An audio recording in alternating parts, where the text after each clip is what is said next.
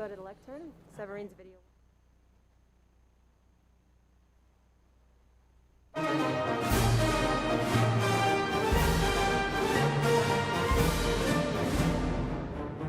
Good evening, Barnard College and distinguished guests.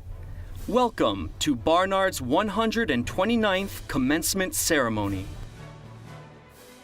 Please welcome Professor of Political Science and the 2021 College Marshal, Severine Autesser, and the President of Barnard College, Sion Leah Bylock.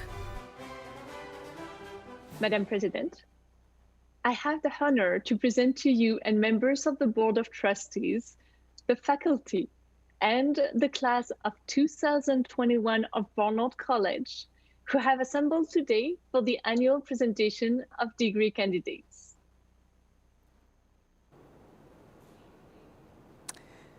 I am pleased to declare this 129th ceremony of the presentation of Barnard degree candidates now open. It is now my honor to present Cheryl Milstein, Chair of the Barnard Board of Trustees, who brings greetings from the board. Good evening. I'm Cheryl Milstein, alumna from the class of 1982, exceedingly proud parent of an alumna from the class of 2014, and chair of the Barnard Board of Trustees.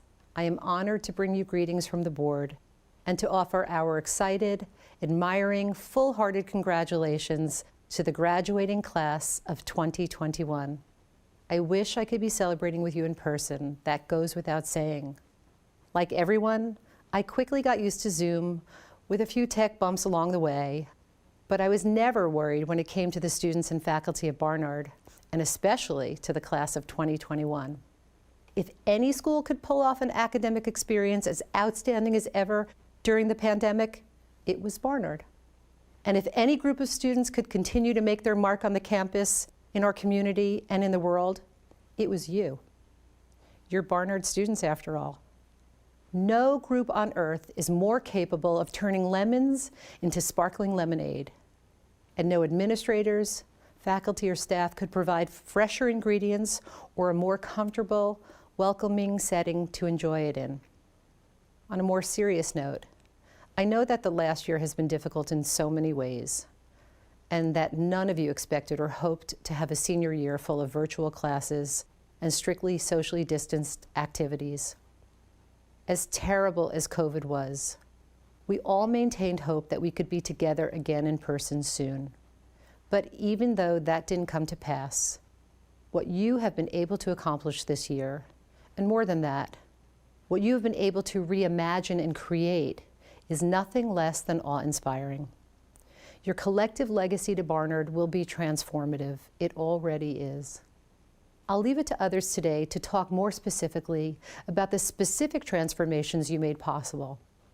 But I want to take a moment just to say thank you. Thank you for showing us the expanse of the possible and for teaching us all so much about resilience, passion, and the true meaning of community. Barnard is stronger because of you. I wish you all the best in your future endeavors, and I look forward to seeing you all again soon, in person or on Zoom, at alumni events, reunions, and other Barnard gatherings. Although your senior year was not what you expected, your Barnard experience is far from over. You will have a lifetime of chances to keep taking advantage of all that the college has to offer. Trust me, I know from experience, it is so worth it. Until then, good luck and Godspeed.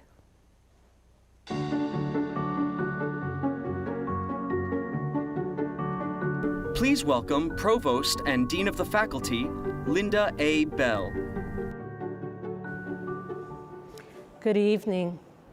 The week leading up to commencement is typically a whirlwind of mixed emotion.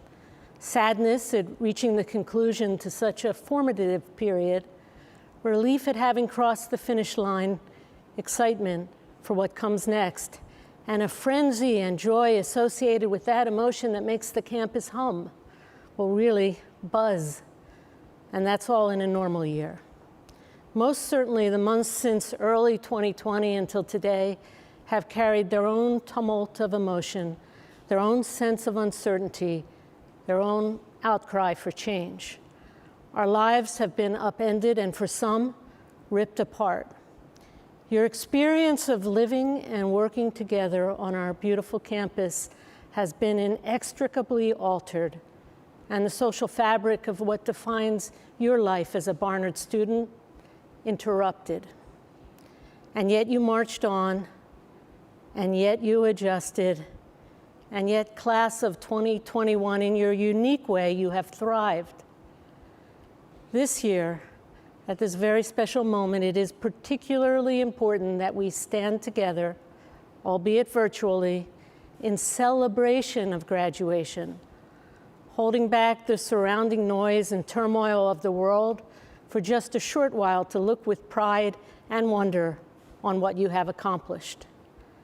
And while I miss profoundly the sea of blue that accompanies your walk across the stage at commencement, we are, in fact, together remotely to celebrate you. For yours, class of 2021 is truly a remarkable and distinguished collective story of care, of persistence, of resilience, and of resolve. Commencement is a point of inflection as you, our graduates, stand on the brink of something entirely new. Barnard has grown you, and you will continue to grow. You have been trained from the very first days you arrived at Barnard to value and to perform critical thinking. Your professors taught you to read texts and to craft analyses that looked beyond the familiar or the received interpretation, to reject the static singularity of a dominant voice, and to challenge what might have once been deemed resolved. Your Barnard education has taught you to question authority, to challenge myth, and to insist in all measure on truth. Through the exercise of time, you've learned what it means to be strong and resilient, to power through confusion and uncertainty, to find new ways towards achieving your goals, and most importantly, to model in your daily lives a feminist ethic of care that requires us to treat the well-being of others as an obligation, a requirement, an issue of justice. Without the familiar center of our physical campus, you recreated togetherness upon something much less tangible, relying on trust, on memory, on resolve, on care, and on courage. It is poet Rita Dove who wrote, and I'll quote, "Courage has nothing to do with determination to be great. It has to do with what we decide in that moment when we are called upon to be more." As we stand with you on the brink of new directions, I ask you to summon the courage you have demonstrated in full measure these last many months.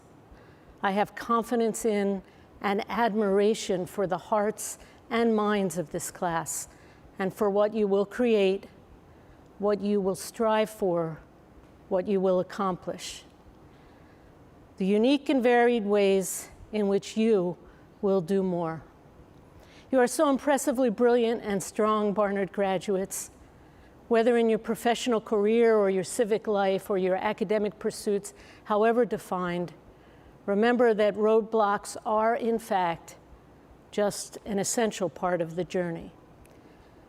An opportunity to pause, an occasion to reflect, a critical moment to revisit the pathways. Barnard graduates of the class of 2021, you are and will forever be a special class, wrought of adversity and distinguished through your accomplishment. On behalf of your faculty who have taught you, inspired you, and watched you grow, I wish you wonderful adventures, significant accomplishments, and a long, fulfilling, and happy journey. Warmest congratulations, Barnard Class of 2021.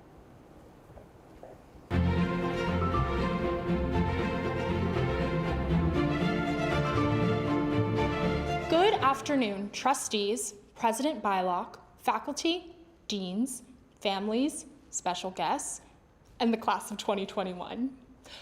My name is Finessia Farrell, and as a member of the class of 2021, there is no doubt in my mind that attending Barnard College has changed my life for the better. To no fault of Barnard, grief and loss are defining factors of the class of 2021 experience. In the last 4 years, we experienced the passing of valuable members of our community and the birth of the COVID-19 pandemic.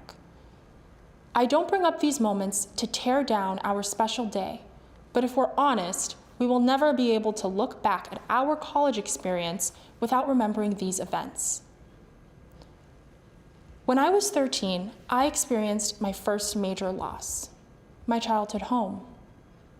We've all experienced loss in different ways, whether that's mental health challenges, the loss of loved ones, or a physical space. Why Barnard? My application asked. Because visiting campus was the first time since my house burned down that I felt at home. 4 years later, on the exact day that we lost our family home, I received my Barnard acceptance letter. Barnard instilled hope that things would be different, and they were. The Barnard community became my home. When I arrived at Barnard, I met people who experienced grief and loss from radically different backgrounds. I found solace in these relationships. When Dean Alicia Lawrence, a woman who blessed my life and countless other students, passed away, a collective organically formed to advocate in her legacy. When Tess Majors, a student in her first semester, passed away, alumni filled our dorm with handwritten cards, and hundreds of students stood together for her service. When COVID arrived, our alumni gathered once again to help.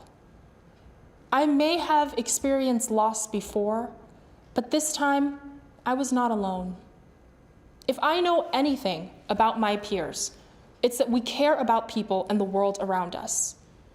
The past 4 years have been as beautiful as they've been difficult. But I know if we can graduate from one of the most academically rigorous colleges in the world during a pandemic, there is nothing we can't do. This isn't the senior year I would have written. If it were up to me, I would be slinging my boba and running out of my Soul's Tower room as I rushed to see a play downtown. Every instance of adversity we have experienced has been unjust, but I know I am fortunate to have had the Barnard community through these times. When I would walk on campus this semester and feel COVID senior angst, I found hope in the laughter and presence of my socially distanced peers.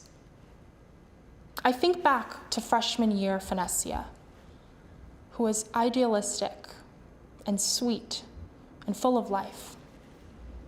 I look at myself now, tired, brilliant, and ready. Both are valid. I have learned that there is no answer to solve grief. It is here and it isn't likely to go away. But as we move forward as alumni, we can be assured that the friendships, lessons, and care that are essential to the class of 2021 will never be lost. Thank you, and congratulations to the class of 2021.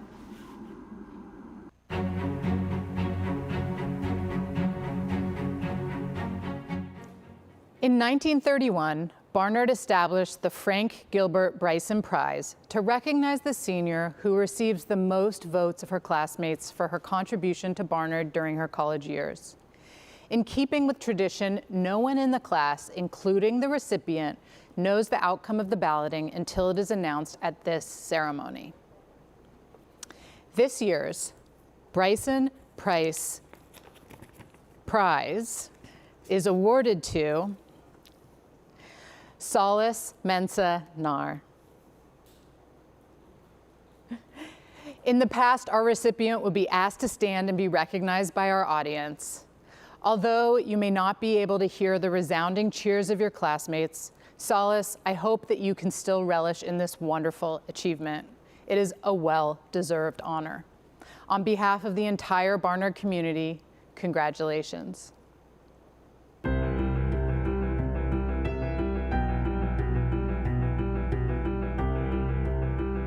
The Barnard community continues to feel deeply saddened by the tragic loss of our beloved Deputy Dean, Alicia Lawrence, just over a year ago. To celebrate Alicia's life, the Board of Trustees has established a tribute in her name in appreciation of the extraordinary impact she had on the students during her all too brief time at Barnard. On behalf of the board, it is my great honor to present two of today's graduating seniors with the Alicia Lawrence Memorial Award. These were the criteria. 1, a campus leader who supports and advocates for historically marginalized communities, particularly those marginalized because of their racial identity. 2, demonstrates a commitment to advancing social justice at Barnard. 3, has worked in and out of the classroom to inspire and engage their peers. And 4, exemplifies the value of the late Alicia Lawrence and honors her memory by leading with light and strength.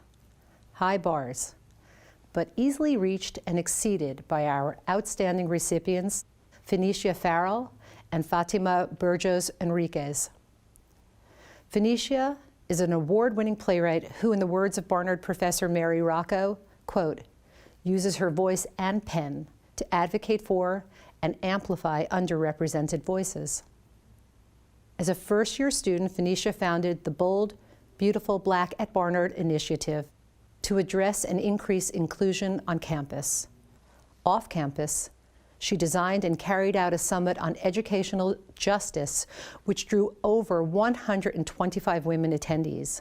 And in Professor Rocco's Urban Studies class, Phoenicia developed a podcast that explored inequality across charter schools in New Orleans through interviews with local community members. Fatima, who was one of the women Alicia often described as her little sister, has served as president of Mujeres, Barnard's student organization centering on Latinx women since the fall of 2019. She spent many months organizing and collaborating with leadership to secure a safe space on campus for Mujeres.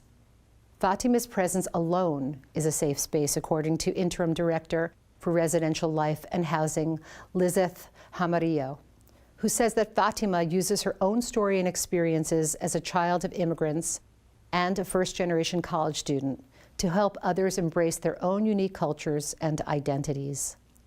Both Phoenicia and Fatima were singled out by their nominators for being voices of compassion for fellow students, for prioritizing the voices of marginalized groups, and for selflessly expanding opportunities for all. Few were prouder of them than Alicia, and few honor her legacy more. Congratulations, Phoenicia and Fatima.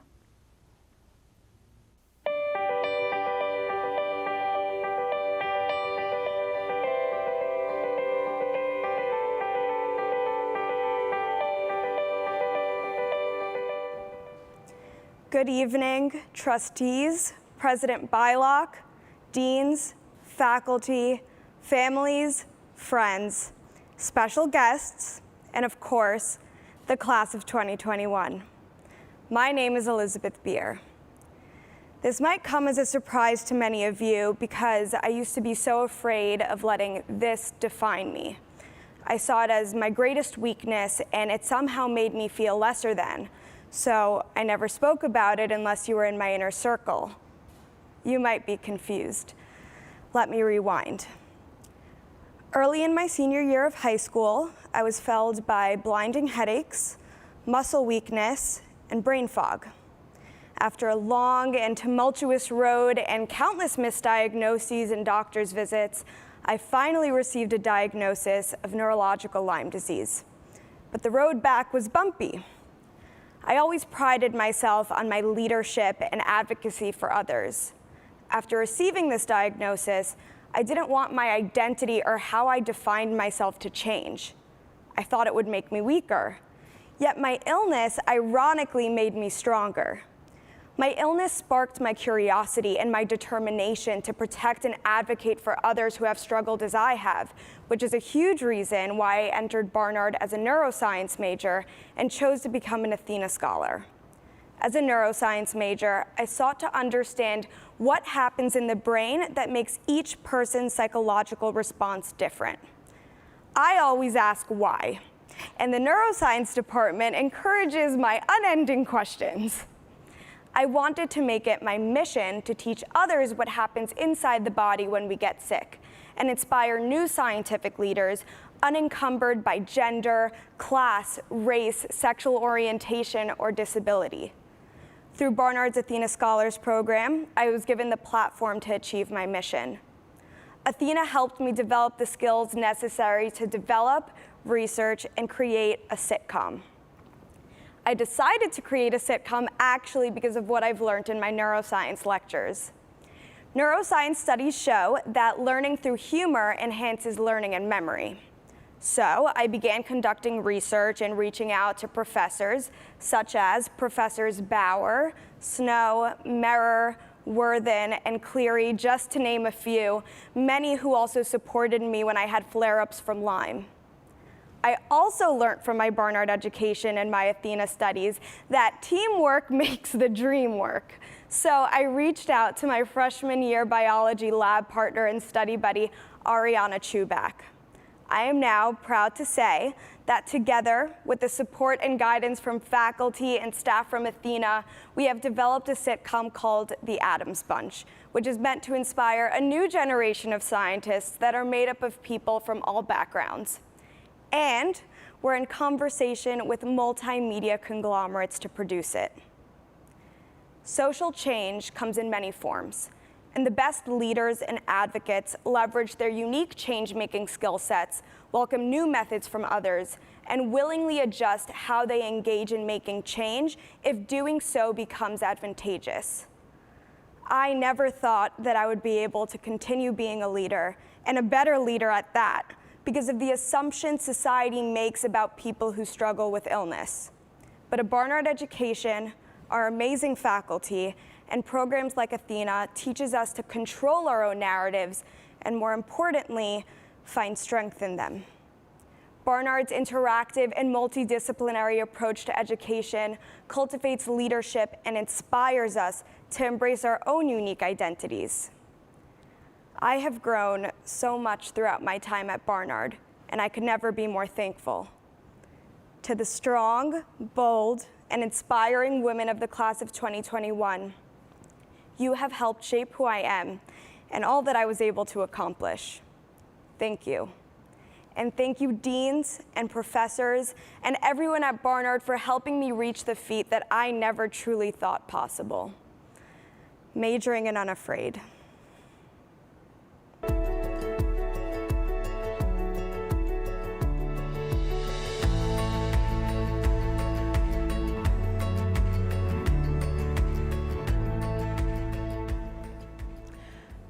Good evening, President Bylock, Provost Bell, esteemed faculty and staff, friends and family, and of course, the class of 2021. My name is Ohana Mohammed. And my name is Julia Betancourt, and we are your senior fund representatives for the class of 2021. We would first like to congratulate our class on graduating, especially in light of the extraordinary circumstances we have all lived through. Throughout the past 4 years, we have said that we are bold, beautiful Barnard. But today, we'd like to add to that. We are bold, beautiful, brave Barnard. Throughout the past year and a half, we have faced challenges that nobody else alive had ever faced before. And yet, we not only met them, but we didn't let them stop us from moving forward, even from graduating. Our bravery, strength, and resilience is a testament to the kind of person being in this Barnard community has made us. The Barnard community is incredibly unique, as we have all learned from our experiences through the years together.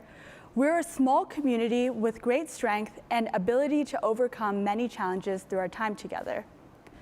Being part of a small liberal arts college, especially one full of women and minorities, puts us in a very special position with a vast network of individuals who shared this incredible experience of attending Barnard. Squished between a few blocks in New York City, the Barnard experience is also much more than just what we experience within our campus. We are all incredibly lucky to experience some of the formative years of our lives, transitioning from teenage years to adulthood in one of the most flourishing and culturally rich cities in the world. Instead of being stuck in a college bubble, we're able to enjoy the New York City life while also obtaining a world-class education. The academic experience at Barnard and our relationship with Columbia University also makes Barnard one of the most unique places to go to college. We each have been blessed with the opportunity to speak, work, and learn from professors who are at the forefront of their disciplines. We were also privileged to work with faculty from both Barnard College and Columbia University, which allowed us to gain the small liberal arts college experience while also experiencing what it's like to attend a large, prominent research institution. With our senior gift, we hope to make our small liberal arts college more accessible to all students, regardless of ability or background. This year, the Senior Fund seeks to support FLI, the first-generation low-income library, which provides first-generation and low-income students with textbooks for their courses, and CARDS, the Center for Accessibility Resources and Disability Services, which ensures that students with disabilities receive the services and support they require throughout their 4 years at Barnard. Because of the ongoing COVID-19 pandemic, many students supported by these campus organizations have struggled to manage remote classes and have relied on these services even more heavily. Speaking as a CARDS registered student, I can say that without the dedication of the CARDS staff, surviving this year, as well as the 3 before, would have been incredibly difficult. I imagine that other CARDS registered students feel the same way, and that students benefiting from the FLI library are similarly grateful for all they have done. We, the class of 2021, hope to support students who require these essential services to ensure equitable access on our campus. This year, because the COVID-19 pandemic has affected so many of our lives, we have also sought ways to give back to the Barnard community in addition to giving a one-time monetary contribution. To this end, we have organized a book drive held during the week of April 15 through the 20th to benefit the FLI library. We have collected over 40 lightly used textbooks so that students in need can have access to course materials they require for their classes. We are also organizing a panel called Advice from CARDS Seniors, during which members of the class of 2021 will speak about their own experiences as disabled students on campus to help underclassmen learn about the challenges students with disabilities face. Through this event, which will take place on May 12 at 5 p.m., we will be raising awareness for campus accessibility and disability advocacy.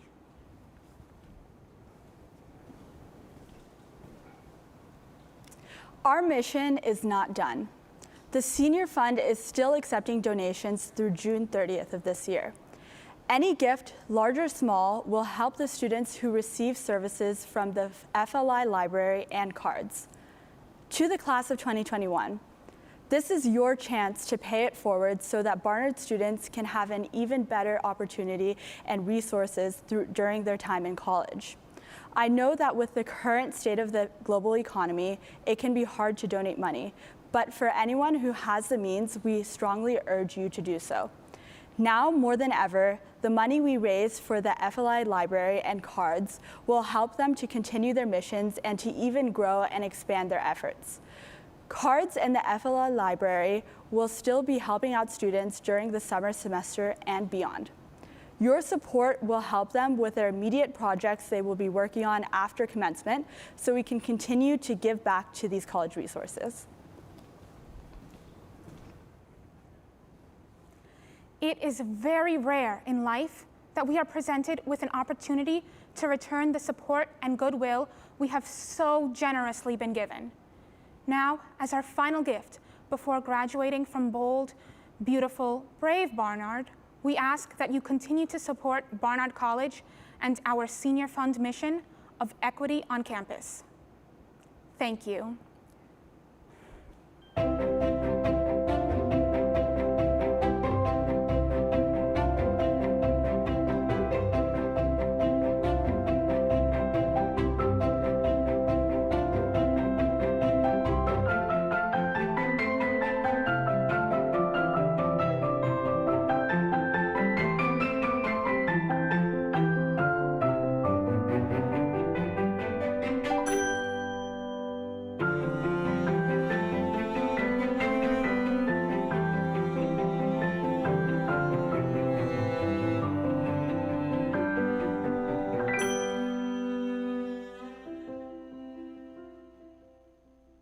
Good evening to the class of 2021, friends, family, and everyone watching around the world. My name is Nora Hassan, and I am the senior class president. It is an honor to be delivering this speech on behalf of the Student Government Association and the Senior Class Council, and it's been a real honor and privilege to serve as your senior class president this past year and on SGA throughout my time here at Barnard. When I reflect on the past 4 years at Barnard, and what our time at Barnard has meant to me, I am immediately drawn to the ideas of community and service. In 2017, we entered a Barnard and a world that does not look like how it does today. The Milstein Center was not open, our library was LaFrac, and we had to cross scaffolding in order to get from one side of campus to the other. 4 years later, the campus has changed, and so has the world we find ourselves in. The pandemic has left our class physically separated from one another. Some of us are living in the dorms, some in apartments close by with friends, or others with family throughout the country and around the world. And the pandemic has uprooted and altered our lives in many ways. For our class, this has meant a senior year unlike any in Barnard history. It's meant being separated from our friends, professors, mentors, and the campus that we imagined ourselves to be spending our senior year in. Given the state of this past year, it's easy to feel a sense of loss and nostalgia for what could have been, missing the year-end traditions that we wish we had, classes we wish to be experiencing in person, studying or lack thereof in the Milstein study rooms with our friends, and generally reminiscing on our time before the pandemic on campus, wishing we could go back to that. It's true that a lot has changed in the past 4 years, but something that I believe has remained the same is our unwavering commitment to serving our community and cultivating a community within our class, whether that be on campus or in our new virtual setting. And it is for this reason that I have always been, and always will be, inspired by our class. From day one on campus, we've remained committed to standing for what we believe in. We hold ourselves, our classmates, the community, the college, and the administration to a high standard, and one where prejudice and forms of exclusion are not tolerated. Even from our 4 years on campus, our impact has been felt, and our legacy will certainly live on. Our class has been central and the leading force behind many monumental changes at Barnard, such as the creation of the Fly Network Lending Library, the expansion of services and programs for mental and physical health, the opening of the Muslim prayer space that I had the honor to work on, and greater inclusion outside and inside of the classroom. Overall, we have enhanced the lives of marginalized communities through providing space and resources and including the voices of those that have been historically excluded. These are just some of the examples of how we've continuously put inclusion and equity first, and in doing so, created a space and a legacy where all student voices are heard, celebrated, and welcomed. Most importantly, we have led with kindness and a genuine belief that we all belong. As student leaders and activists on campus, we have raised the standard of all organizations we've been a part of, and in doing so, permanently changed Barnard for the better. So this is what I charge my fellow seniors with here today. I urge you all to continue to put inclusion, equity, and a commitment to changing the world for the better at the forefront of all the work you continue to do. Through everything we have learned inside the classroom at Barnard, we are undoubtedly ready to enter a world with many unknowns.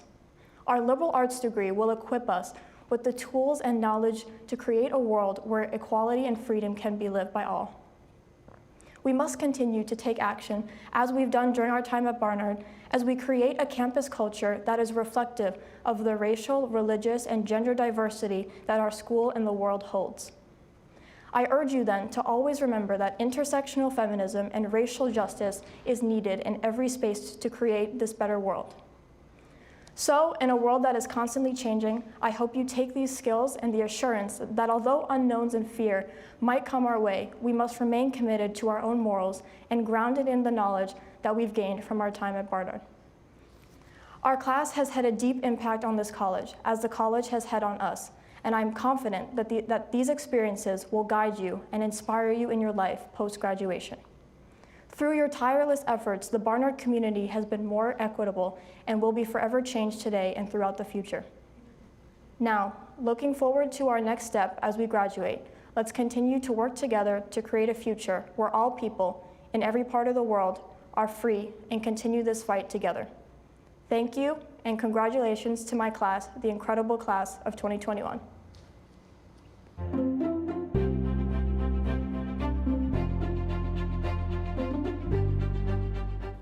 We now turn to one of the most important moments of our commencement, the presentation of the Barnard Medals of Distinction to individuals who represent the college's ideals of excellence, innovation, intellectual curiosity, and service. My name is Tirza Anderson. I'm a Chickasaw and Choctaw Freedman and a Barnard Senior in the History Department. I'm honored to present the citation to Rebecca Nagel and to acknowledge the Barnard College is located in Lenape-Hoking, the traditional territory of the Lenape people and a place of long-standing importance to Native peoples from the region and around the world.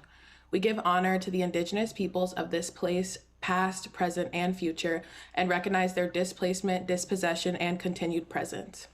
Rebecca Nagel, author, teacher, performance artist, Indigenous and women's rights activist, fearless upsetter. Upsetter, I'm borrowing, of course, from the name of one of your most visible projects, Force, Upsetting Rape Culture, an art and activist collective you co-founded and co-directed dedicated to ending sexual violence. To upset in this case means more than to disrupt. With the creative and deliberate use of radical public art, online campaigns, and direct action, you and your fellow upsetters set out to turn rape culture in upon itself by offering empowering antidotes and a clear alternative, a culture of active, joyous, necessary consent. This approach was exemplified by your hijacking of a Victoria's Secret campaign to sell a line of underwear with problematic slogans by inventing a line of your own with phrases like "no means no." In another Force, tour de force, you displayed dozens of red quilts on Washington, D.C.'s National Mall, each comprising the stories of hundreds of rape and sexual violence survivors. The project may have upset some onlookers while upsetting the narrative of privacy and shame, and that was part of the point. You have built a legacy of bringing long-held secrets into the open, forcing the world to confront them and upsetting our complacency enough to bring about change. In this sense, you have never caused more upset than you have with your podcast, This Land. This Land grew out of an opinion piece you wrote for the Washington Post about a Supreme Court case, a murder trial that had the potential to lead to the formal restoration of tribal sovereignty over nearly half of Oklahoma's land. In 8 packed and brilliant episodes, you not only detailed the facts, context, and potential consequences of the case, you did so by examining the United States' difficult and complex history concerning tribal lands, and by telling the stories of the people it affected, including your own ancestors. You upset the quiet this history has been trapped in, and your reporting arguably influenced the ruling in a related case in 2020 that resulted in a win for Native rights. It also happens to be personal. You're a proud citizen of the Cherokee Nation, and you identify as a two-spirit queer woman. In your day job, you work to revitalize the Cherokee Nation, and as a writer and podcaster, you illuminate contemporary Native realities for all to see. A survivor yourself, you advocate fiercely to end violence against women, and especially Native women, who are 2.5 times more likely to be raped or abused. And you do it all with passion, humor, intellectual clarity, tactical precision, and tireless dedication. As you urge at the end of This Land, we are certainly paying attention. Rebecca Nagel, for bravely upsetting expectations about what we think we know about our past and our present, for your determined quest to make what is sometimes invisible visible, it is my pleasure to present you with a 2021 Barnard Medal of Distinction. Uli helisti, digi squadiski, Wadon, Barnard College, Gohus, Akinela, Ijalije. Congratulations to the class of 2021. I am so humbled to be part of your day and to be honored in this way. Thank you.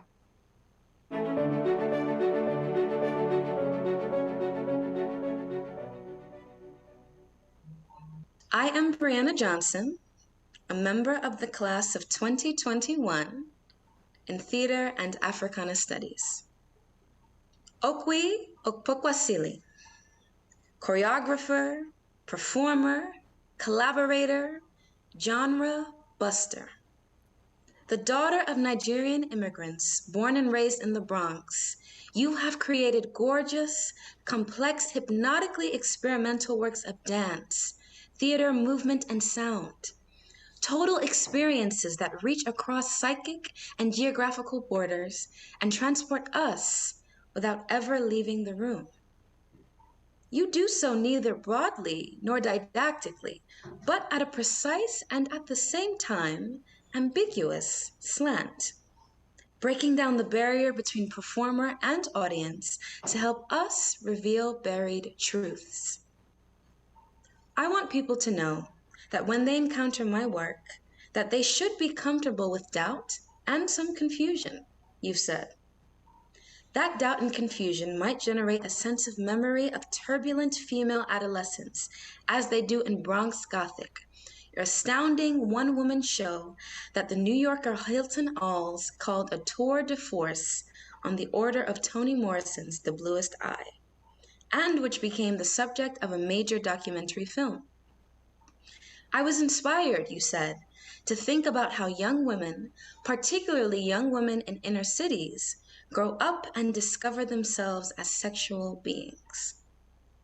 Or the doubt and confusion might spark the imaginations of all the girls who saw Adaku's Revolt, one of the several projects you've collaborated on with your husband, Peter Bourne, about a Black girl whose challenges enforced beauty standards by refusing to straighten or change her natural hair. Or, as in Poor People's TV Room, that doubt and confusion might summon up the ghosts of African women whose agency and resistance have been historically and culturally subsumed into victim narratives. By exploring the collectivity of a multi-generational group of brown women, you attune us to the forces of past women's lives that reside within us. Anti-colonial women's protest movements in Africa also inspired your most recent work, a 30-performer practice and installation piece called Sitting on a Man's Head. Though its debut was cut short by COVID-19, its themes of connection, redemption, and restoration have become more urgent than ever. Dance Magazine could have not been more prescient when in 2019, they called you just the kind of artist we need today. And the MacArthur Foundation also knew what they were doing when they honored you with the prestigious 2018 Genius Grant, one of just 25 given that year. Fortunately, just before the COVID shutdown, you had also just released your first album of songs, Day Pulls Down the Sky, a glorious way for us to stay connected to your art until we can see you again on stage and screen. You've said that the thing you love is going into a space where the audience and yourself can be deeply entangled with each other, and that you're hoping to never, ever be satisfied, or finished, or done. We hope the same.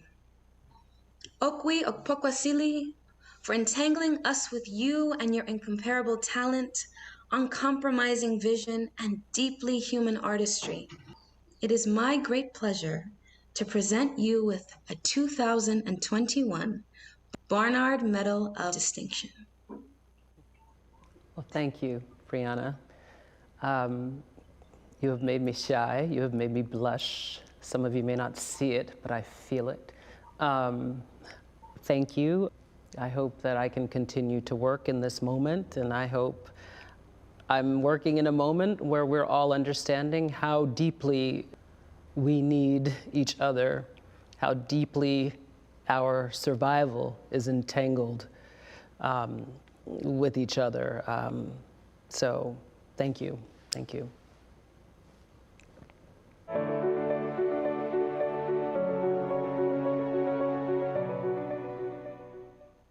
Hi, my name is Dominique Macaluso, a Barnard senior studying chemistry. I am honored to present this citation to Miriam Morgenstein-Sarachik. Miriam Morgenstein-Sarachik, research scientist, professor of physics, pioneer, and pathbreaker. You were born in Belgium to Orthodox Jewish parents and escaped the Nazis with them, though not before being held for a period in concentration camps. You lived as a refugee and schoolgirl in Cuba, then came to New York and attended first Bronx High School of Science and then Barnard as a member of the class of 1954. If women in physics are enormously underrepresented today, they were practically unheard of back then. Though not immune to the insecurities that evoked, you've said that for years you never dared ask questions in class for fear of appearing stupid. The joy of discovery and your drive to know more and more and more ultimately won out.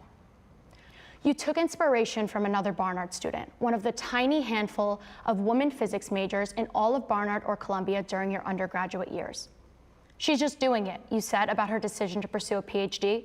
If she can do it, why can't I? By the time you did it too, earning your PhD from Columbia, you were still being told by male colleagues and potential employers to limit your ambitions. But after briefly putting your career on hold to raise a baby, you had long had enough. You wouldn't just prove them all wrong by becoming a working physicist and scholar, you would change the field forever. You threw every obstacle aside until you were finally offered a job at IBM, then at Bell Labs. Once there, you wasted no time diving into research that would lead to a groundbreaking discovery. Routinely measuring how changing temperatures affected electrical resistance, you noticed something your colleagues didn't, that in the presence of magnetized iron, resistance increased as temperatures fell, an observation seemingly at odds with the basic laws of physics. The discovery confirmed what would become a central tenet concerning the behavior of electrons, the Kondo effect, named not for you, the one who proved it, but for the male theorist with the public platform to explain it. Not only were you denied recognition, you were denied job renewal at Bell.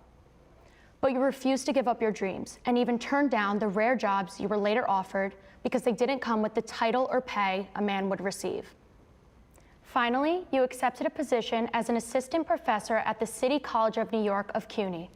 You shot through the ranks, eventually becoming a distinguished professor, the highest honor CUNY bestows on its faculty. Along the way, you established a low-temperature laboratory and kept proving the seemingly unprovable, making earth-shattering discoveries in quantum mechanics, metallic conduction, and more. You have served as an advisor to many top-level government agencies, universities, and science organizations. And as the member of several human rights committees, you have helped preserve the rights of women and scientists here and around the world. For all this and more, you have won countless awards, including the 2020 Medal for Exceptional Achievement in Research, the American Physical Society's highest honor. Miriam Sarachik, today, it's our turn to join the Better Late Than Never Club by proudly and with enormous humility and appreciation, presenting you with a 2021 Barnard Medal of Distinction. I thank you. I thank Barnard for giving me the broad education that prepared me and the courage to attempt to do what I did. Thank you.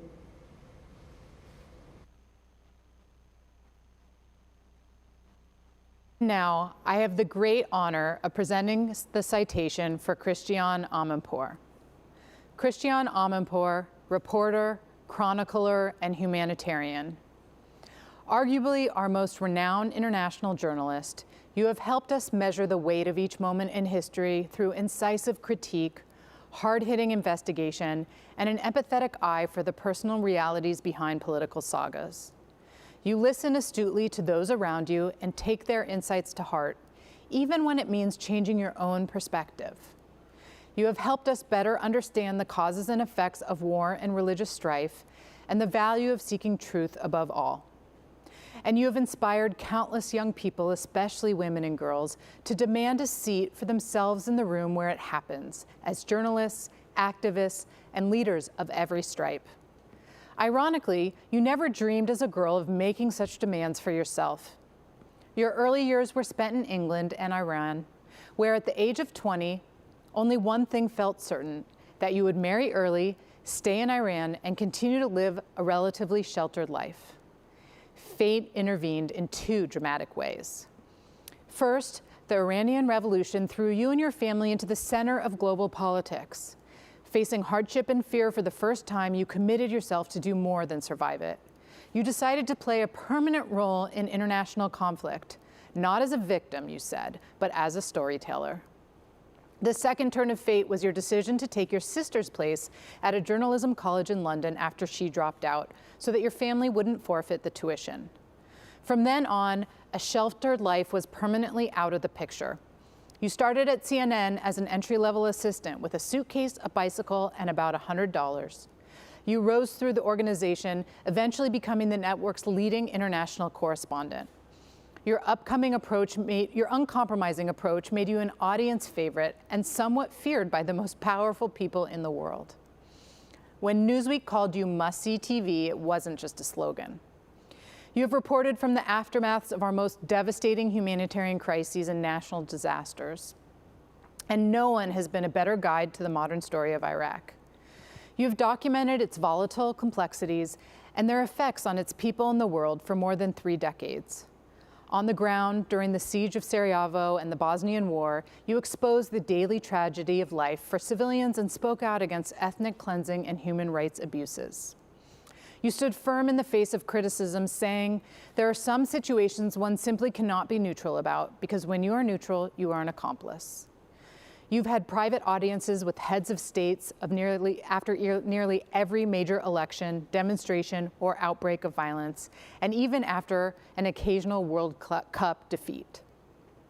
You are courageously outspoken about human rights advocacy for women and girls, and you bring international attention to the rights of journalists. As CNN's chief international anchor and host of the network's flagship global affairs program, Amanpour, you have recently brought truly global perspectives to the COVID-19 pandemic, linking science to politics and telling the story of COVID in startlingly profound and personal ways. You have won every major television journalism award, most often more than once. You took home your 12th Emmy in September. And in 2007, you were named a CBE, the highest-ranking order of the British Empire, for your services to journalism. And I am honored to award you once more, Christiane Amanpour, for telling the stories of our world with bravery, conviction, and humanity. It is my great pleasure to present you with the 2021 Medal of Distinction. Thank you for that introduction. And let me just start by saying I feel really at home because generations of my son's family on his father's side have been Barnard and Columbia alums. So thanks for having me today. I'm delighted to follow in the footsteps of distinguished commencement speakers past. And I'm also happy to address you as you take this step out of college and hopefully out of COVID to meet the challenges of managing life with all that you've had to learn throughout this pandemic. Now, because I'm talking to you, Barnard women, let me start with feminism and this advice from the wonderfully wise Chilean writer Isabel Allende, whom I recently interviewed. This is what she said. What is my definition of feminism? It is not what we have between our legs, but what we have between our ears.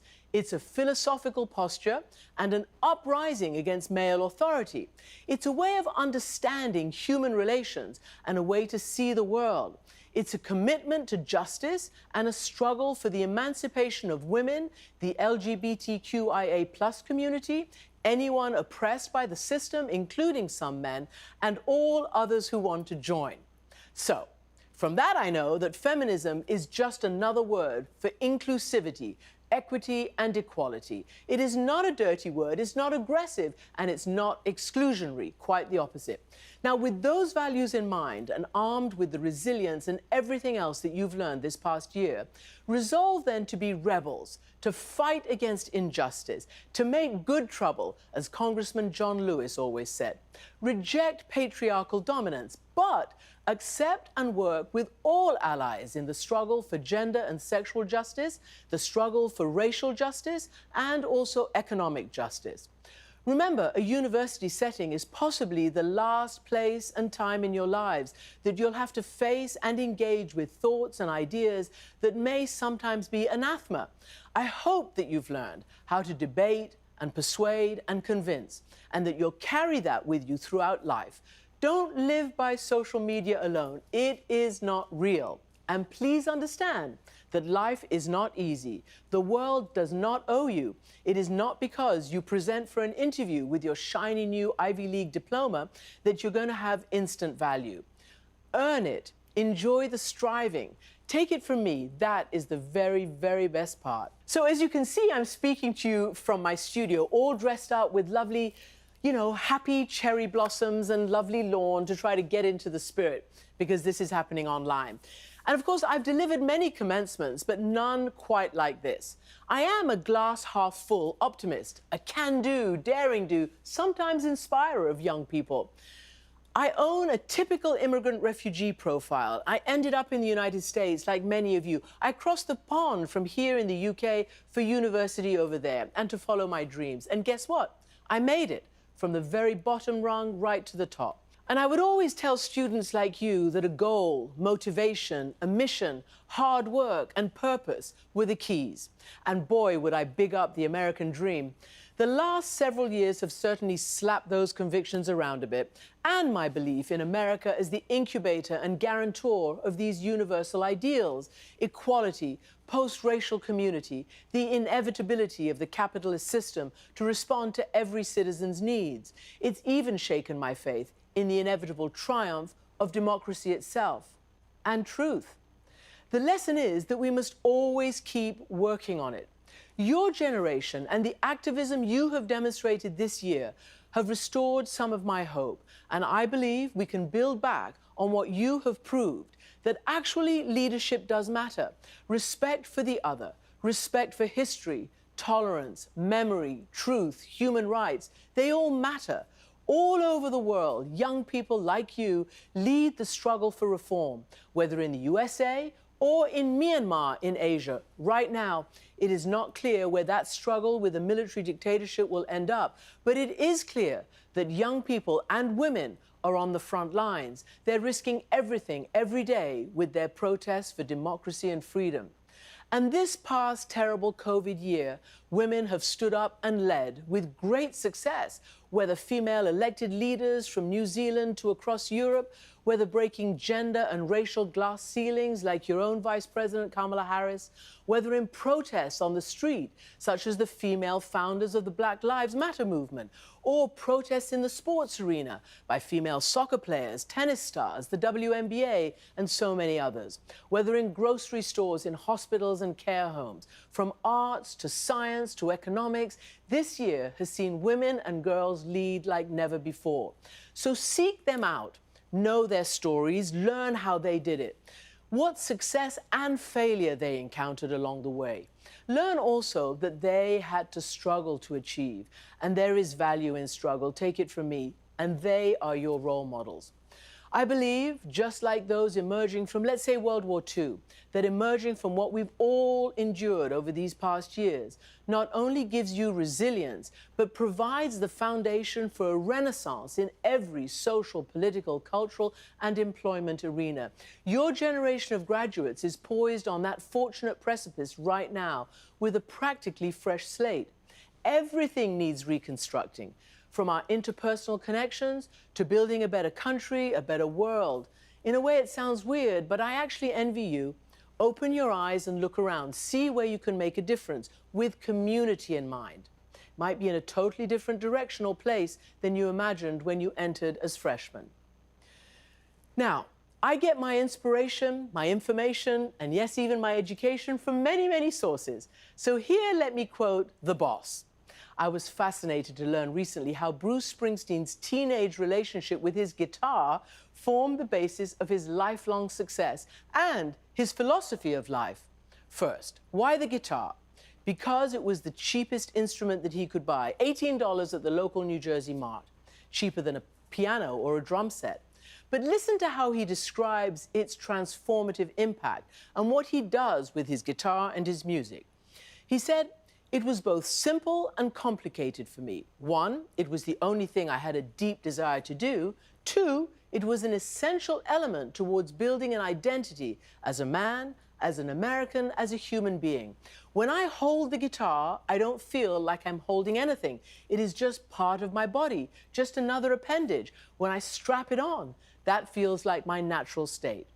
He went on to say, I also built a philosophy about performing. I'm going to give my best to bring out the best in you.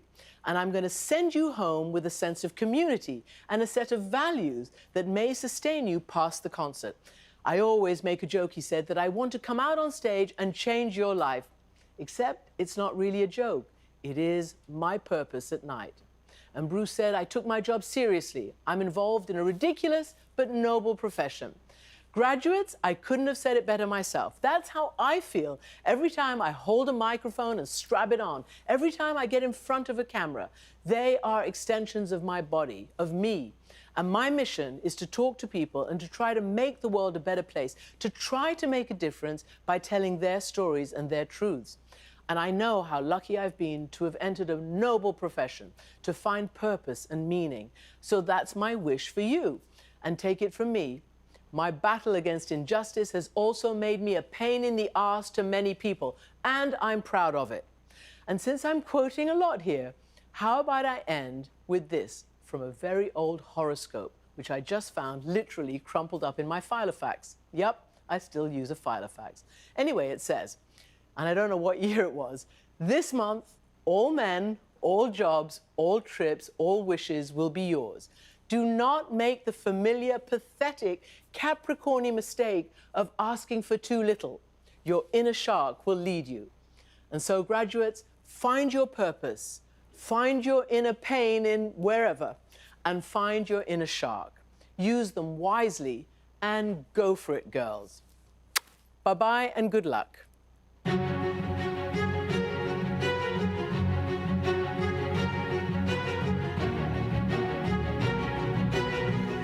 Congratulations, Barnard class of 2021, congratulations. I've been thinking a long time about what to say to you at the end of this challenging and unprecedented, yet I know at least a little bit hopeful year. What could I possibly leave you with that wouldn't stand out, that would stand out, that you haven't already heard 100 times, that would acknowledge the pandemic and its impact on your senior year without pulling attention away from you and your incredible accomplishments? So I did what I often do. I considered the challenge in light of my training in cognitive science and my research on confronting pressure, fear, and performance anxiety. I also thought back to my own undergraduate days and how I got over my own anxiety. Of course, I certainly didn't have to live through a global pandemic.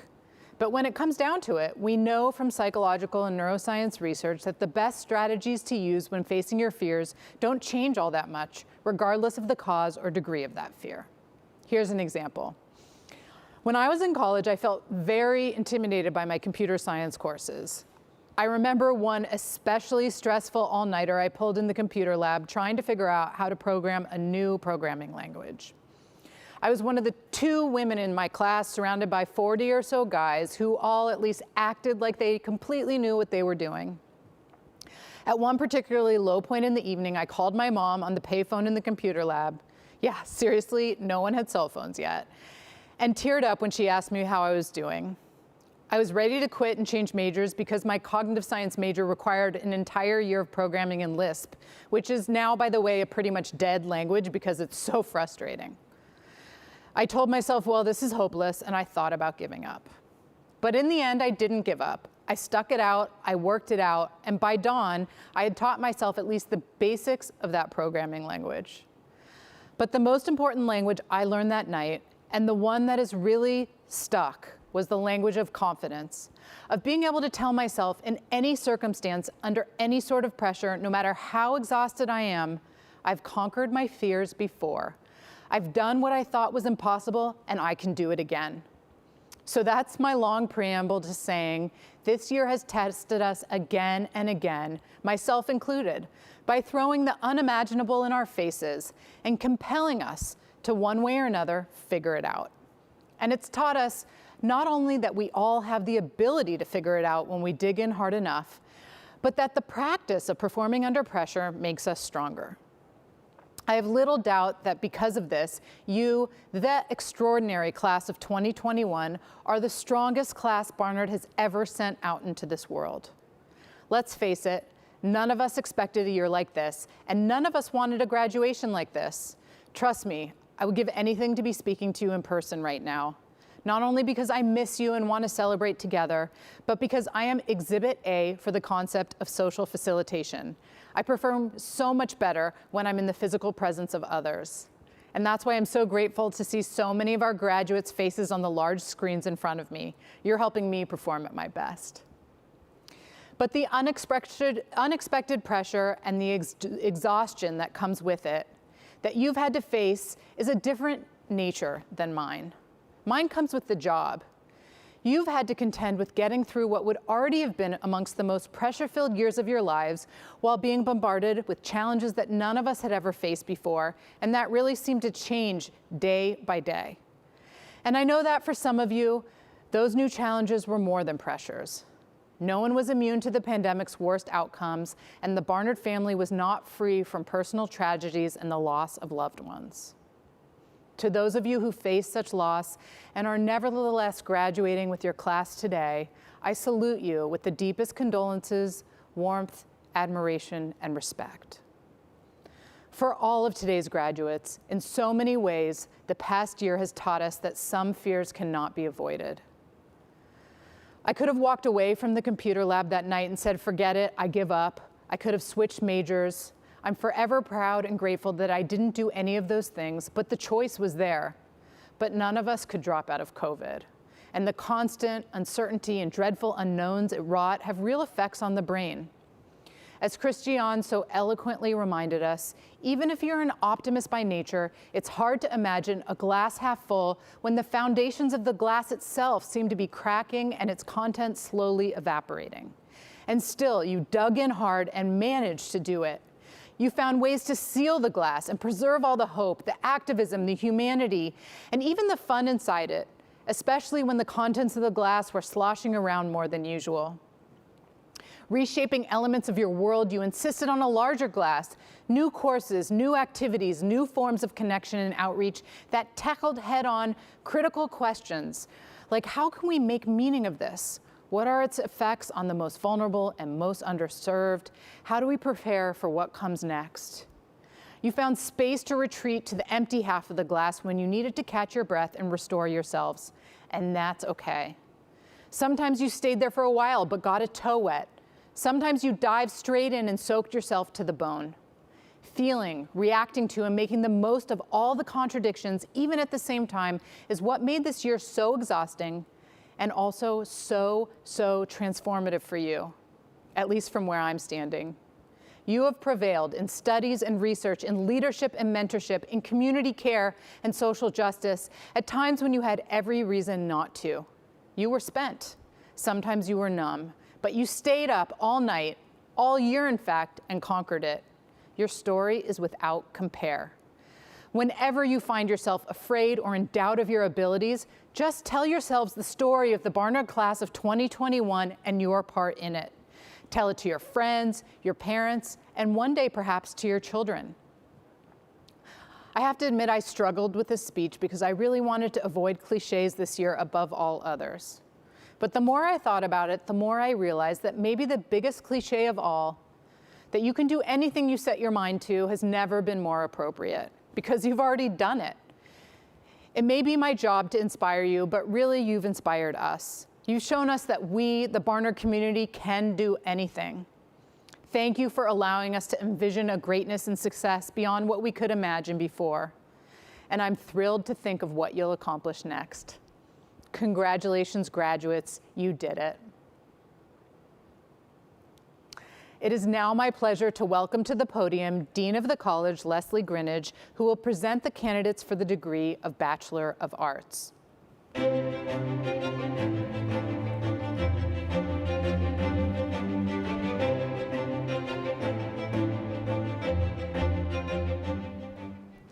To the class of 2021, I am honored to be here today to join the administration, the staff, and the faculty of the college in expressing our great pride in your achievements.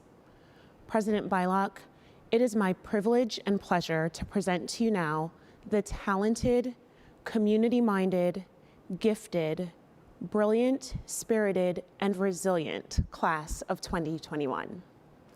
We will miss this class, but look forward to all they will accomplish in the future. Included are some members of the class on whom the degree was conferred last February. Those who have completed in this term the requirements for the degree of Bachelor of Arts, and those who have pledged to complete academic work during the summer. The order of presentation will be by major fields and candidates' names, and photos will be displayed as their names are read.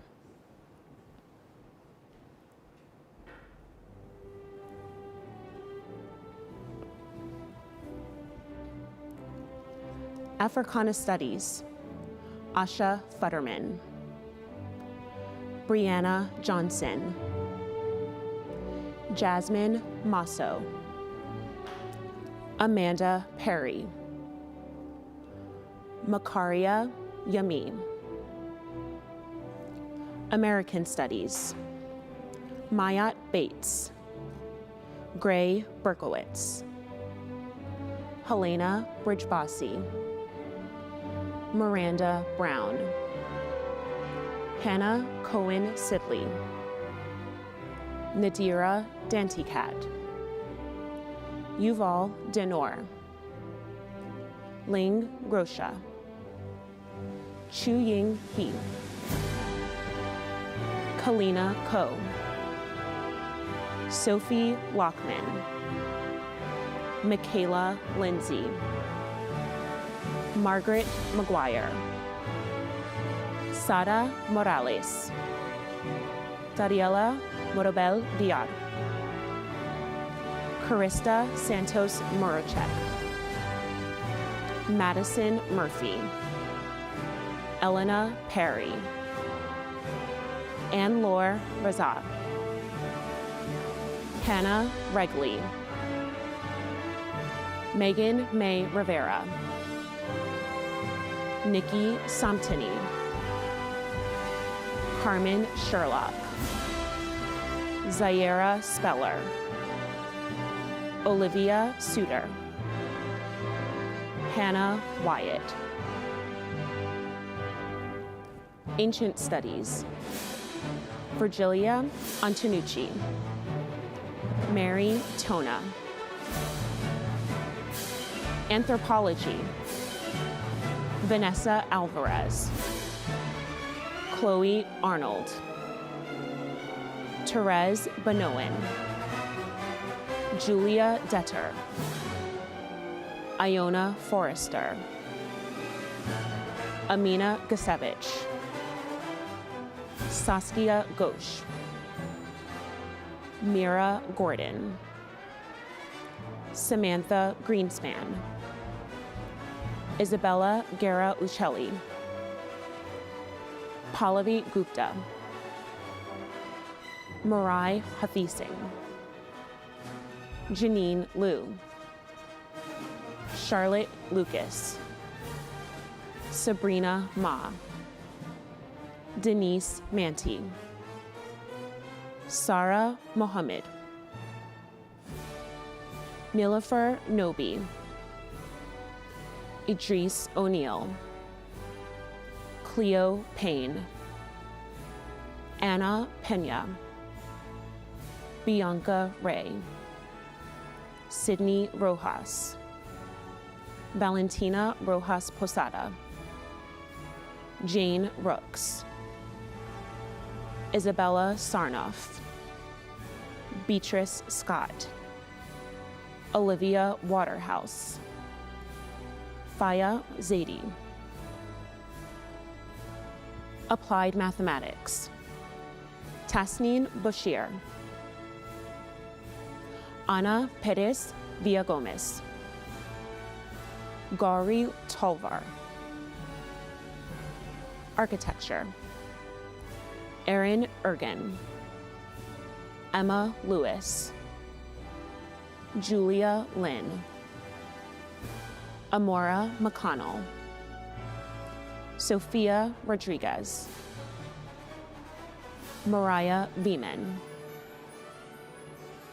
Art History, Annie Ablon. Lauren Anazeski. Peyton Ayers. Daisy Cedeno. Abigail Conran, Caroline Droof, Allegra Forbes, Catherine Gallagher, Eleanor Harrison, Kara Hudson Erdman, Gabrielle Lambert, Olivia Land, Sophia Levy, Jacy Long, Camilla Lichko, Olivia Miller, Elizabeth Mullaney, Nicole Ostro, Sophia Perez, Genevieve Richardson, Bridget Reading, Ivana Rodriguez Rojas, Rachel Rutstein, Allison Salwin, Stephanie Shareba,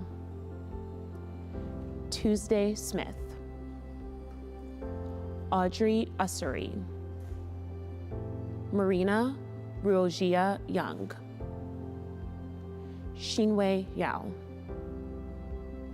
Art History, Visual Arts, Naomi Chang, Ellen DeCesare, India Halstead, Alexis Eiffel, Brianna Lee, Elliot Morelli, Ruba Nadar,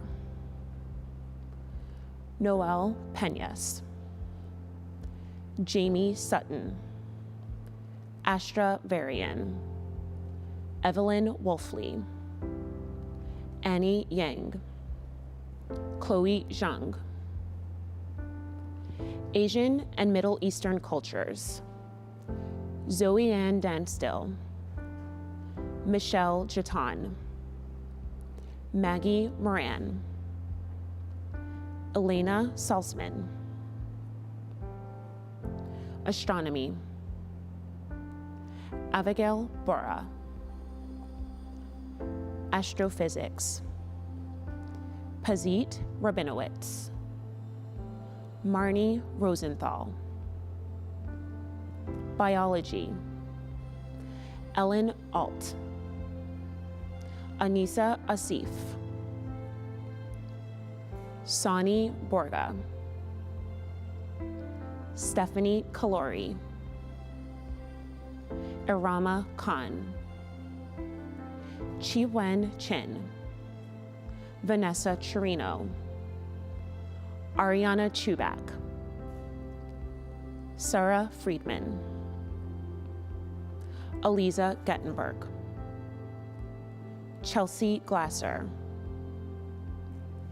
Iman Hassan, Emily Herman, Sophia Howard, Carly Jankelowitz, Francis Kamara, Jewel Lee, Serena Maurice, Lila Olson Duffy, Anjali Paul, Ornella Pedroso, Deborah Rowe, Dylan Rutland, Alice Sardarian, Abigail Schreier. Biochemistry, Mehroz Ahmed, Spurti Balu, Pia Chakravarti, Sapir Flank, Mikkel Haves, Maya Jodidio, Amanda Klestzik, Sarah Beth Cooper Johnson, Sanjana Rana, Julia Robbins, Donna Ross, Yelise Seskin, Nicole Townsend. Chemistry, Erica Amamiya, Tasneem Elkush, Gzel Haidt, Isabel Hernandez Rodriguez, Maya Hoffman, Juliet Lee, Michelle Tingu Lin, Dominique Macaluso, Emily Miura Semple, Jennifer Neola, Natasha Reach. Classics: Elizabeth McNamara, Aditi Rao, Brittany Zack. Comparative literature: Jack Julia Arnada Caldwell, Anastasia Akapova, Blythe Drucker, Jiling Gu, Qian Lu, Iris Sang, Elena Schalwig, Tianzhao Sheng, Zoe Wexler, Jessica Shi. Computer science: Pelin Chetin, Carolyn Chen, Ariella Cohen, Rena Factor, Samantha Farkish, Nicole Gomez, Tamana Hussein, Aliza Isaacs, Lucy LeBlanc, Sarah Leventhal, Laura Marin, Meghna Mehta, Ramisa Murshid, Rebecca Narin, Hariti Patel, Lauren Pham, Alexis Rabkin, Julia Reichel, Dina Rossman, Samantha Ross, Ria Saha, Pazit Schrecker, Sarah Seidman, Emma Vukelsch, Yuan Wang, Kimmy Wenzel, Gabriela Yusupov, Bingpu Zhao. Dance: Tessa Awalt Conley, Elise Logan, Zoe Novello, Sophia Vischer-Lubineski. Economic and social history: Hannah Auerbach, Tina Barrios, Zoe Difflow, Sophia Gerasi, Riley Gallagher, Tina Gao, Kate Garza, Ilana Hafner, Madeline Heldman, Liel Cahen, Lan Nguyen, Ali Ni, Anika Sani, Ariel Sternfeld, Aliyah Simon Felix, Rachel Whitley. Economics: Bex Allen, Paulette Arnold, Taiba Abakoya, Hir Bakshi, Akshita Bhatia, Roberta Buchstab, Hongjia Chen, Ziswan Chen, Winsome Ching, Rosemary DiFrancisi, Lucy Dickerman, Claire DeMilo, Juliet Emerson Colvin, Annie Farrell,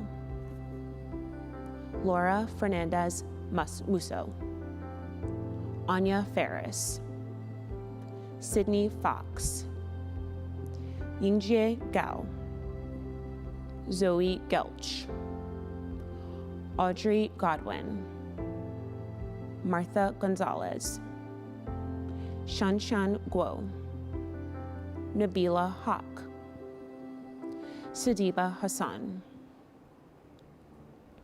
Anaga Havildar, Courtney Jacobs, Asta Jane, Ma Noor Jamal, Isabel Howergy, Kobe Ray Johnson, Niti Kapadia, Caroline Kitchler, Colby Lamson Gordon, Samantha Lee, Yibing Liu, Mona Matsuda Brown, Kathari Ma, Kamini Menon, Salis Mensa Nar, Alexia Mevs, Claire Mildren, Maya Millward, Ohana Muhammad, Andrea Patella, Sandra Plotnick Sherry, Sarah Robb, Hiba Ruffy, Gianna Ramo, Gabrielle Ratzker, Laura Robert Rivera, Shinyi Shan, Maisha Shonar, Genevieve Spencer, Danny Stolova, Ung Zen Town, Jade Thompson, Belinda Tian, Hadassah Trahu, Jennifer Sue, Hawa Tunkara, Claire Wheeler, Claire Wooten, Monfei Xiu, Peyton Yen, Daniela Cristina Zekiru, Lillian Zhang, Stephanie Zheng, Yunxiao Zhong, Kathy Zhao, Xiaoyu Zhao. Economics and Mathematics, Camille Chu, Mary Elizabeth Dawson, Tian Gao, Samantha Hochstadt, Asha Mayer, Julie Seeger, Kwe Wan Yu, Economic Statistics, Shrisi Bashista, Anne Hua, Ywen Liu, Mi Sun.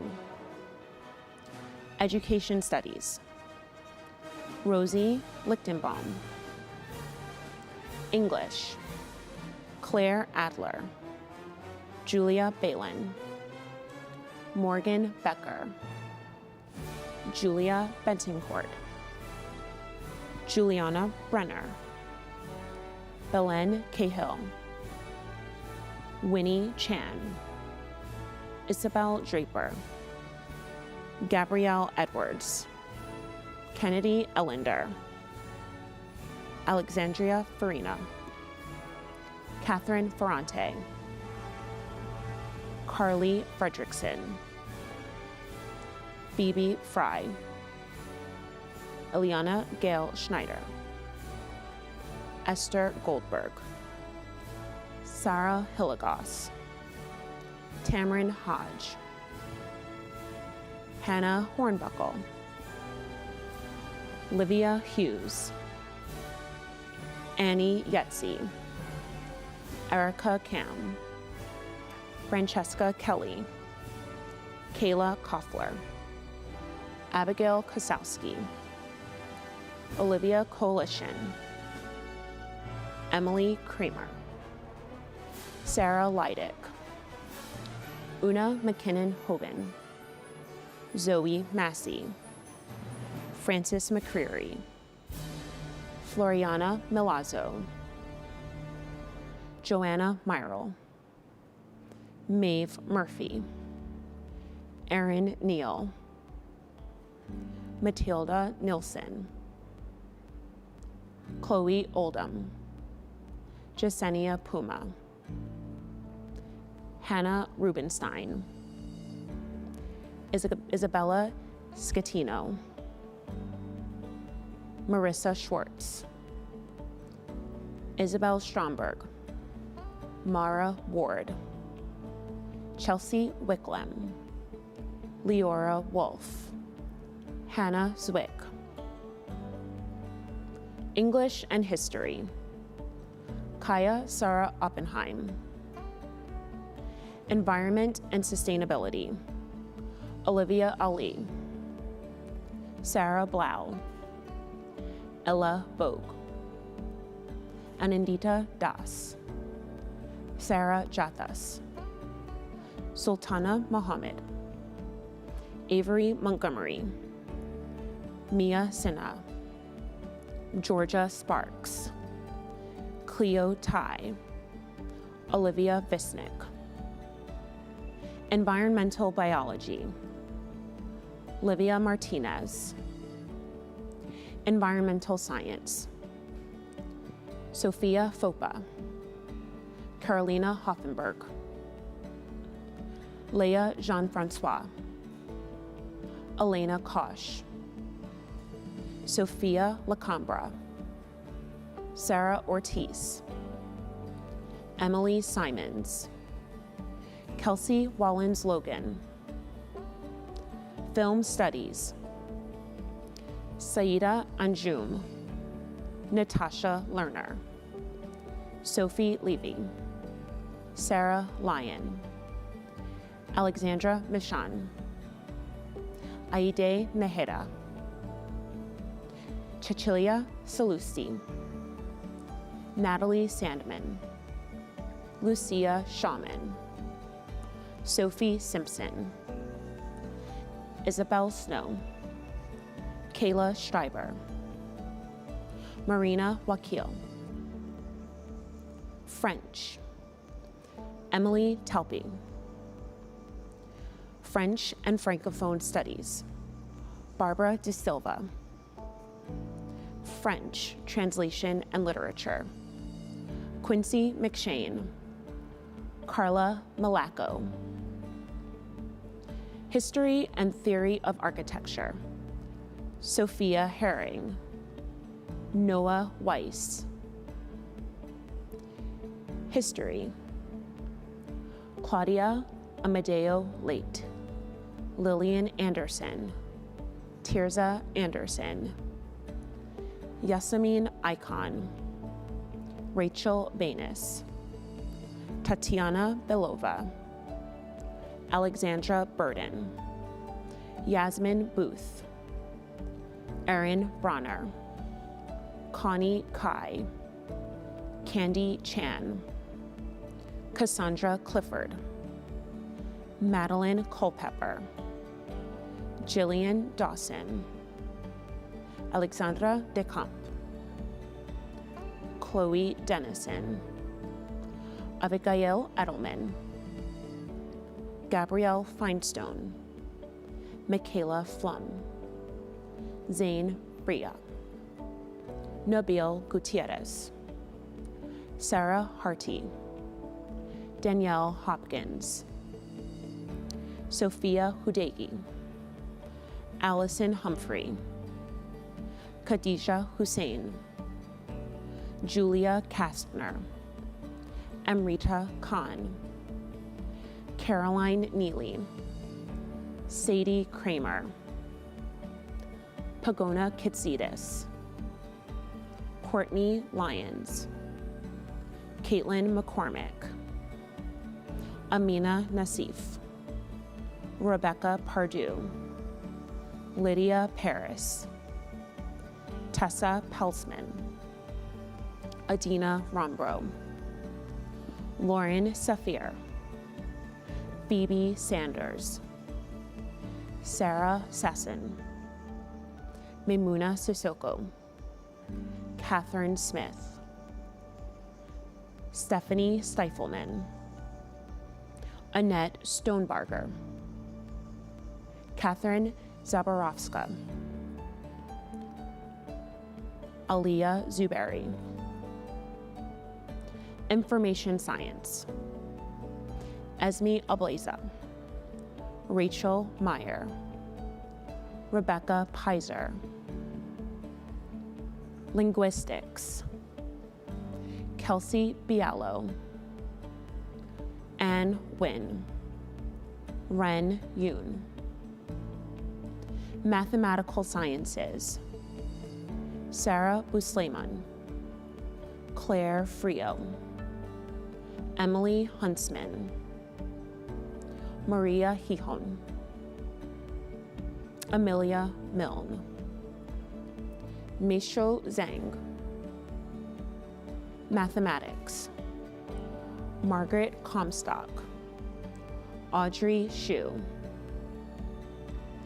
Mathematics, Computer Science, Ziqi Wang.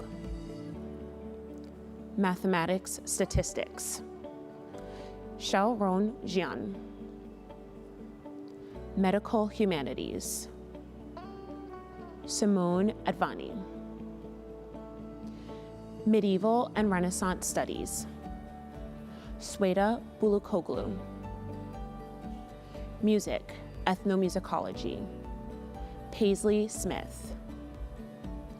Neuroscience and Behavior, Arwa Adib, Elizabeth Beer, Diana Bach, Jessica Banor, Yvette Carvajal, Samantha Chong, Rebecca Sivan, Dersitu Dureso, Catherine Fasano, Maytal Galler, Shauna Gershbaum, Tien Griffin, Rachel Hart, Nicole Hines, Estelle Hofgartner, Sarah Irfan, Minna Jayaswal, Rebecca Khan, Emily Coe, Liliana Ladner, Gina McCormick,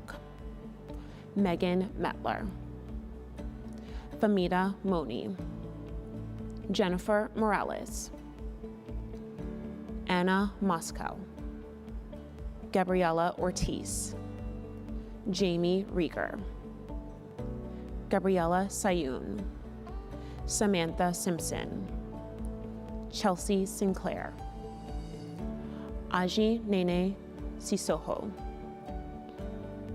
Marielena Samara, Gabriela Swartz, Alina Teshlitsky, Anastasia Velikovskaya, Claudia Weiss, Nicole Zeidman, Vivian Zhou. Philosophy, Otto Hibbett, Molly Kelleher, Nicole Kestenberg, Sophie Nettesheim. Physics, Alexis Demersion, Zoe Webb-Mack. Political Science, Ava Adams, Qatar Afif, Abigail Altman, Kalila Barracks, Jenna Bergman, Sejda Bey, Naomi Booth, Adele Clemens, Lucy Cooper, Sol Coram, Laura Cortez, Haley Dobin, Sonia Eisman, Sophia Escalante, Emily Falsing, Talia Feingold, Ellie Furukawa, Rebecca Goodsey, Nura Hassan, Amelia Haynes, Elizabeth Herman, Mitchin Huang, Allison Kahn, Hannah Katz, Carolyn Kelly, Emily Ma, Anna Makowski, Kylie Meyer, Vanessa Missan, Janine Nassar, Daphne Ordonez, Reina Patel, Catherine Peterson, Allison Flug, Sosan Rowag, Anne Rennes, Adara Rosenbaum, Jasila Salam, Ria Sani, Abigail Smith, Grace Steele, Iga Schlendak, Elena Tyertz, Julia Tekotsky, May Vichika. Psychology, Kayla Ablin, Begum Babar, Natalia Benitez, Hannah Benton, Aliza Bluestein, Fatima Lourdes Burgos Enriquez, Emma Chen, Sophia Delaney, Hannah Fish, Jordan Giddley, Emiliana Glasser, Olivia Green, Allison Greenberg, Natalie Guerra, Shayna Gutman, Jiang Yan Han, Kristen Hand, Jihad Hassan, Maya Hertz, Fausia Hussein, Saida Hussein, Sukun Chung, Kimberly Katz, Kahyun Kim, Sumin Ko, Claire Lee, Veronica Leifer, Chloe Levin, Beatrice Lintner, Flasha Delina Liana Sarang Archie Gaydon, Tanya Malik, Anush Manukian, Sarai Michelle, Riley Mullen, Madeline Nelkin, Gabrielle Obregon, Julia Pappas, Sora Park, Pallavi Pemaretti, Deanna Price, Sophia Raff, Yael Rayport, Lauren Rodriguez, Rachel Rothbaum, Sylvie Sanders, Alexandra Shern, Julia Schwartz, Medina Shaw, Alana Silber, Maria Luz Adriana Silerio, Rebecca Simonoff, Sophie Smike, Wenqi Song, Alice Steisen, Jeanette Sepanbardina, Zainab Teherali, Mabel Tia, Haley Ward, Emily Weinstein, Taylor Williams, Sabrina Ye. Religion, Shaya Diornano, Grace Holloman, Zakia Laka, Tianyu Pamela Liu, Mona Velesvik. Russian Language and Literature, Catherine Corrigan. Russian Regional Studies, Elise Schlecht. Sociology, Tara Abularaj, Julia Banaj, Charlotte Chandler, Tiffany Cheng, Marina Chiaramonti, Christina Chen, Amber Chong, Emma Rose Cook, Isha Dave, Asela Eatonson, Shira Farbman, Nastasias Folkonsis, Niantang Gong,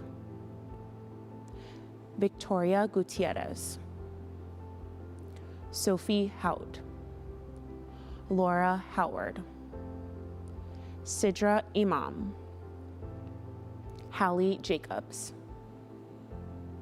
Sonia Kim,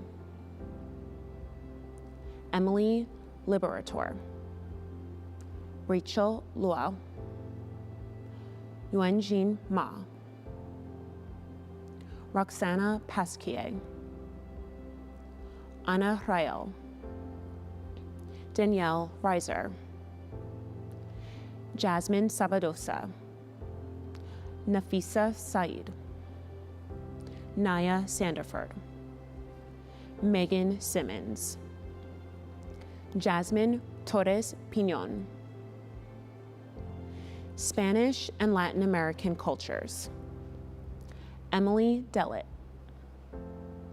Esther Leah Dillon, Maha Khan, Amelia Langer, Catherine Sandoval. Theater, Eliza Duknujan, Alexandra Haddad, Hope Johnson, Daphne Liu, Perry Parsons, Jacqueline Stroud, Yiming Wang. Urban Studies, Mariana Butte, Luisa Rose Berti, Rana Bickle, Eliza Buttrick, Gabriela Caligaris, Melissa Choi, Fatumata Doumbia, Juliet Harosh, Meredith Harris, Antonia Holton Raphael, Nasreen Hussein, Gabriella Caspi, Orla Kelly, Joy Tinyan Lee, Francesca Levithan, Liliana Lusbrock, Yuki Mitsuda, Una O'Brien Taupin, Venetia Farrell, Tiana Schiappa Pietra, Adrian Silk, Elisa Tulek, Elizabeth Wallach. Women's Gender and Sexuality Studies, Alea Carr, Lucy Danger, Liz Irvin, Rachel Melliker, Priscilla Putzer, Mia Rolfe, Merav Schwartz, Jenna Ruth Zucker. Women's Gender and Sexuality Studies and Visual Media, Eliza Juen.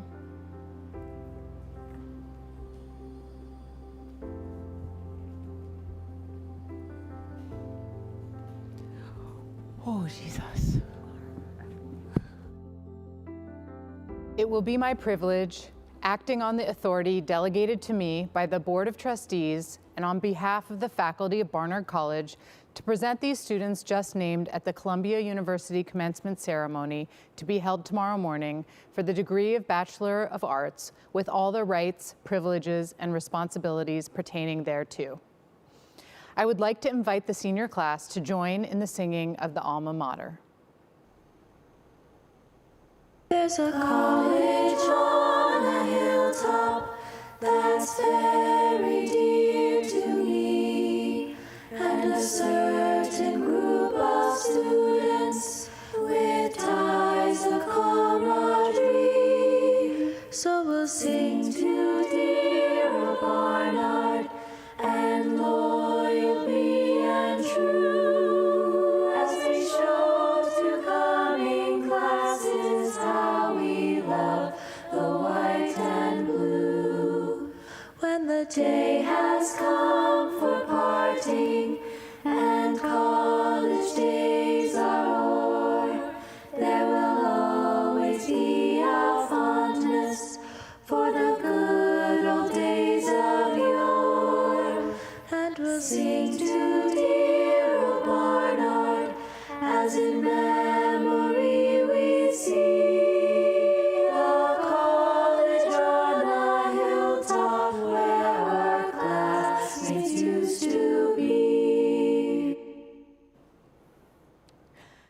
I declare this 129th ceremony of the presentation of Barnard candidates for the Bachelor of Arts degree adjourned.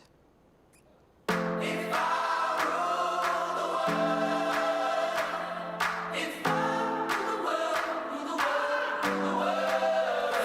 give the power to the people, everybody would be equal. Fight Club would have a sequel, and my rent would be much cheaper. Jenny wouldn't hate her figure when she's small or when she's bigger. She'd be kissing on the mirror, and the Wi-Fi would be quicker. Everybody would recycle, fewer cars and more bicycles. No more fighting for survival. You would hear this song on vinyl. If I rule the world, if I rule the world, rule the world, rule the world. If I rule the world, if I rule the world, rule the world, rule the world. You'd see a doctor if you're sick. Mary, don't you worry about it, 'cause there'd be no crazy bill. No more $1,000 pills, and age would be a source of pride. You've got beautiful laugh lines. 9 to 5 includes your nap time, and there'd be TED Talks at halftime. All the sexist, racist bandits would be sent off for rehab, and instead of feeding fear, we'd be feeding half the planet. Damn it! If I rule the world, if I rule the world, rule the world, rule the world. If I rule the world, if I rule the world, rule the world, rule the world. If I rule, it would be less about me, more about you. More about you. If I ruled, it would be less about me, more about you, more about you. We'd be kind to refugees, plant more trees in inner cities. We'd bus kids to see the ocean. Some kids never see the ocean. I'd make news more beneficial. I'd make every driver signal. Only love is my objective. Only love is my perspective. I'd keep music in the schools and hear every point of view. If I ruled, it would be less about me, more about you.